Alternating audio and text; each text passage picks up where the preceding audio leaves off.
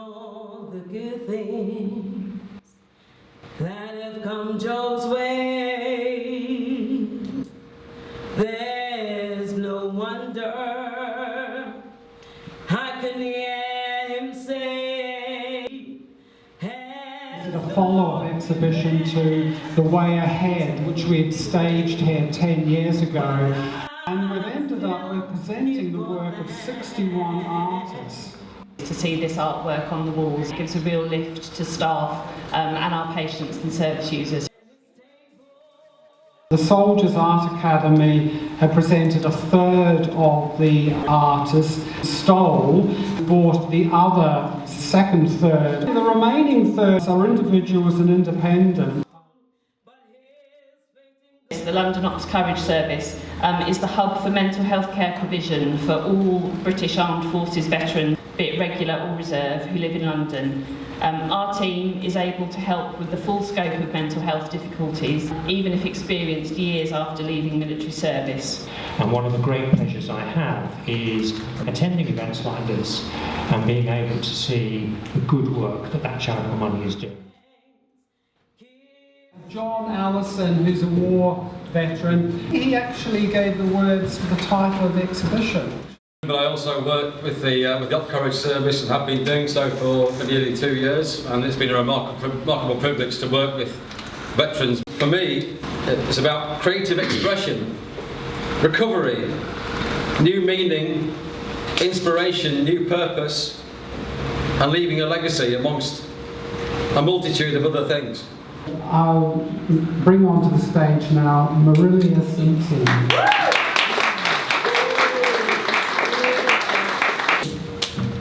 Originally from Trinidad and Tobago, I served 13 years in the Royal Logistic Corps. I did 3 tours of Iraq and Afghanistan, and I'm one of the ones who fell through the cracks, as they say. When my suicide attempt didn't happen, this young lady here at St Pancras, and she didn't let me go. She actually said, hold on, we are going to admit you straight away. And they did. And one of the reasons why I'm grateful that I'm alive today. So I would say let's give them a round. Growing up in the Caribbean, I remember that, and my granny always says, no matter where you go or no matter what happens in your life, you always give thanks. I am giving thanks because I know where God has brought me from. My faith has brought me to where I am today, as well as people in my life. When all the good things that have come Joe's way, there's no wonder I can hear him say, has the Lord given, he taken away. But I still give God thanks. But when his table... Services like Op Courage and veterans groups focus on recovery. And one thing I would say, in the military, we're taught not to express ourselves. So we suppress our emotions. And you know what? I think we've suppressed some of that creativity as well. And you know, as a former service user myself back in 2014, I found sanctuary and breathing space in creativity. It's not just about a sculpture. It's about getting down to fighting chants and boxing and getting outdoors and doing stuff. It could be gardening. So many veterans that I've spoken to and spoken with over the years have found sanctuary and solace in some form of activity or creative expression. When I came out, I had injuries, I had combat stress, I had PTSD. I ended up homeless for 4 years and on drugs. And although it could have been the best time of my life, it was ruining me. So I came here and I went through therapy and it changed my life. And I noticed a lot of the veterans, when they came in, couldn't actually talk to the therapists. Because as you know, soldiers are trained historical, to not talk, especially under torture. So along with Anthony over there, in short, we started the user group where veterans could come and talk. And we've also got onburay.uk where veterans talk about their struggles. Sean had never made a film before he came sharing with us. He not only edited it and presented it, as we went to Belgium, he covered the tracks of the people who'd been shot down by the British Army because they wouldn't get out of the trench. I've been walking, and obviously I'm still learning even today, 20 years on, and I've been walking since 2004. I lost my limbs in 2003. I was in hospital for 17 months, relearned to walk, and I was the first, the manufacturers told me, I was the first double above knee amputee to be able to walk unaided in England. But at the time there was only 6 people in the world that could do it, and now the standard expectation for a double above knee amputee is that they will walk. Incoming, and I hit the floor. I only had one regret. I didn't get to tell my family goodbye. And then I remember the song that my mom used to sing to us. And I started to sing it while buried underneath all this rubble, thinking the more I sing, they will hear me and know that I was thinking about them, saying that I loved them. And the darkness still was there, the stillness. And then I heard voices, and then I heard noise. I thought, is this heaven? And all I heard them saying is, hang on in there, we are going to get you out. We are going to get you out. Our next guest, Andy Dawley. Now, Andy is currently doing a new pilgrimage he'll tell you about. But that's made down in Bodley Bay, which is the finishing point of my next pilgrimage, the pilgrimage that I'm on now. I'm on day 17, and I'm about 500 miles into it. I started in the north west corner of England, up in Cumbria. Having had such a great time last year, connecting with my friends, we decided to do it again, and it's been incredible. I've met up with probably 150 plus friends, as you can imagine, having served for 22 years. You know, I've got a breadth of different friendship groups. 3 former commanding officers, 3 former RSM. So there's a real breadth there, and had a brilliant time within my service. Made those lifelong friends. However, lockdown that wasn't really my friend. The internet is a challenging place, and getting to really understand the challenges, particularly as I say around Kosovo and the sort of human sacrifice. It sent me into a pretty dark place.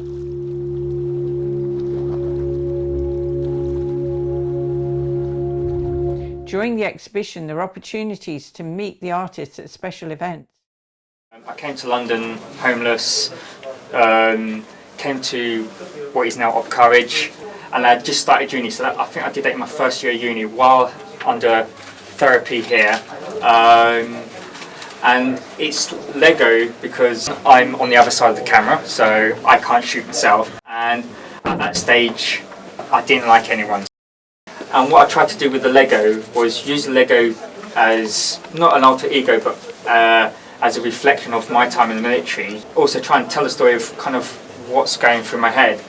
My favourite one is this one, reflecting a Friday afternoon where you've done no work all week and you're getting ready to go home, your bags are packed, and then your sergeant comes along and goes, can you sweep the yard? Or do some track bashing or something like that.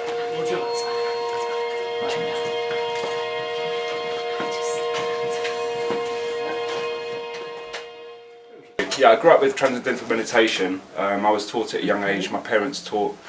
And that's where the kind of the Hindu and mandalas and spiritual side comes from. And I do paracord knotting as well. See, I make dog leads and key rings for donations for charity, for my local charities.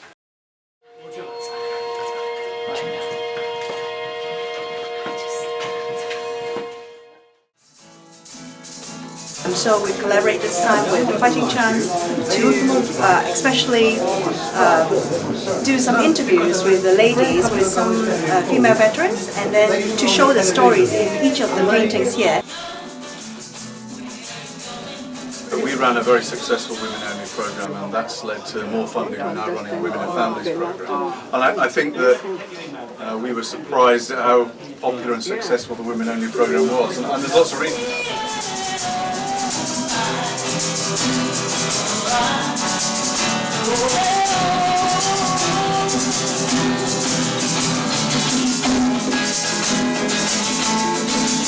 So now we're going to welcome Graham.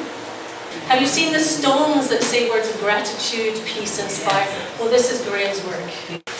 Served in Bosnia, Northern Ireland, medically discharged from service 2003 through mental health. And it was the power of music that got me out of a dark place. During lockdown, I started doing power messages, which to me was a form of therapy. I was in my zone, I had music on. Do you like this one? Where's Sarah? Sarah Nicole Gardner. There, come on. When we got back to the UK, I went to Stanford Hall. It gave me an opportunity to engage with the medium in a different way. It made it a much more tactile experience. I guess because I was kind of trying to think about what I could paint that wasn't abstract but would still look good given it was painted with my thumbs. Now, I was asking people who would like to be part of this and what would you like to do, and I thought, well, you can do whatever you like. You know, here, one of the drop-ins, winter, wasn't it? So Jeffrey comes up and says, oh, Lucinda, we met many, many moons ago. So, the obligatory portrait before you start. Jeffrey Reid and Jeffrey Moon. I really do like your work, actually, and in fact I've bought a piece. It's the Human Beings piece. Alright, Jeffrey, do you have a funny story to tell us? When I was a child, I was given Ladybird Book of Soldiers, and I decided then that I wanted to be in the army. That was going to be my life. So when I was 16, I went to the careers office, the military careers office. I went through the tests, and the final one was to do the eye test in medical, and I failed because I have a squint in my left eye. I then sneaked back again into the military medical office, and I copied down the board with all the little letters on, got back home, made up a story, applied a year later, and when I went back again for the second time, I failed, not because I had a squint in my eye, but because they changed all the words around, all the letters on the board. And Richie is from the Veterans Aid. I joined the military in 1995. I joined the military, I came from a rather dysfunctional family, unfortunately, and I found solace and belonging. And I found with all the trauma I carried into the forces, I could expel that through my writing and my artwork.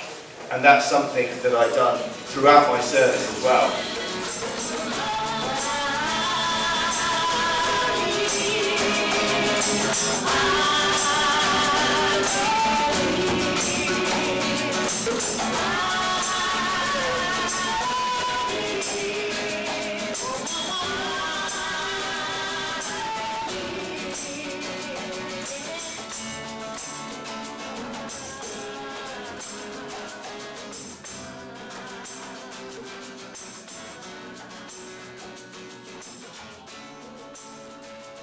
The gallery's role is to showcase the artists, and it supports the hospital services.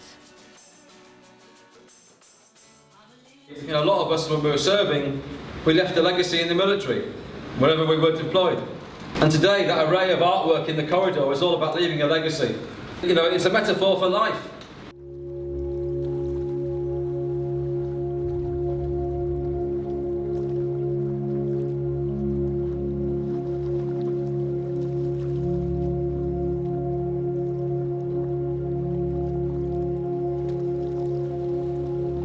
I was put in contact with Peter by the Royal British Legion, and I came up to see him and Heine. I was actually in shock that I would have some stuff in the gallery, because I'm a music producer originally. What happened from the Seeds of Hope exhibition, my music was getting feedback from mental health staff, the meditation music. I was already volunteering, I just started volunteering for the Hub Cafe in Canterbury, and we were able to raise some money, pay these counsellors to take people on weekly walks for free, and it's just really about making counselling and therapy accessible for everyone. And you're a major part of Seeds of Hope, and also having you in Kaleidoscopic Dreams. Your enthusiasm and energy is quite infectious. Pulling it back to what was the reason, in a sense, that we started this whole thing, and part of it was speaking to Peter and the peer support worker John, who was working with us. It was also from direct feedback from the veterans who use the service. I was being treated by Up Courage upstairs, and the doctor that I was seeing, we were talking about my artwork as part of my therapy. I was explaining how I used it. By painting it on the canvas, it seems to allow you to understand and look at it and reflect. And she took a look at it and said, you should put it downstairs for the gallery. So that's really how I got involved.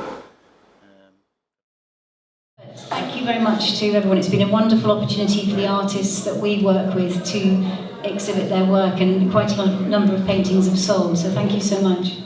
But we run online art courses every week, they're all free. We run in-person courses a couple of times of the year, and we also do online and in-person courses in theatre, poetry, film, guitar, singing. And I would like to introduce Mamata and Ashish, and it's going to be a performance, a cultural dance reflecting Nepal. So, and the Gurkha community, of course, is a very proud tradition.